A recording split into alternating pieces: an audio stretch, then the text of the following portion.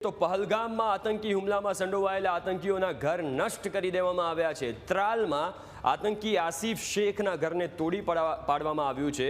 બીજબહેરામાં આદિલના ઘરને તોડી પાડવામાં આવ્યું, ઉડાવી દેવામાં આવ્યું છે। એકચ્યુઅલી વિસ્ફોટ કરવામાં આવ્યો છે અને વિસ્ફોટમાં આતંકી આદિલ ગુરીનું ઘર ધરાશાયી થઈ ગયું છે। પહલગામ હુમલામાં આસિફ શેખ અને આદિલની સંડોવણી હતી।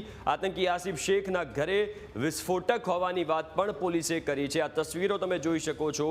આદિલ અને આસિફ આ જે બે વ્યક્તિ છે, આ બંનેના ઘરને એકને ધરાશાયી કરવામાં આવ્યું અને અન્ય એક જગ્યા જ્યાં વિસ્ફોટ થયો છે અને એનું પણ ઘર તૂટી ગયું છે। પહેલગામ હુમલા સાથે જોડાયું હતું આસિફ અને આદિલનું નામ।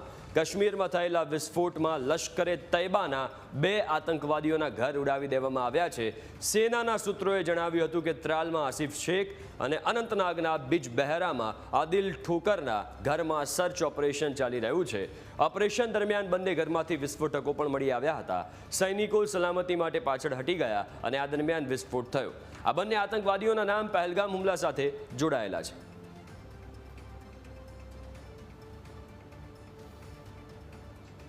તો આ બે અલગ અલગ તસવીરો તમે જોઈ શકો છો। આસિફના ઘરે બુલડોઝર ચલાવવામાં આવ્યું છે અને આદિલના ઘરે વિસ્ફોટ થઈ ગયો છે।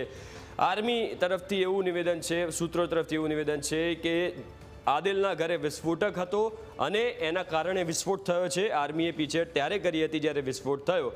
અને આ બે અલગ અલગ તસવીરો તમે જોઈ શકો છો। એક આસિફના ઘરે બુલડોઝર ચલાવવામાં આવ્યું અને આદિલના ઘરે વિસ્ફોટ કરવામાં આવ્યો છે। એક વાત સ્પષ્ટ છે કે આતંકીઓ જ્યાં જ્યાં છુપાયા હશે, આતંકીઓની મિલકતો જ્યાં જ્યાં હશે, તમામ વસ્તુને નષ્ટ કરવામાં આવશે।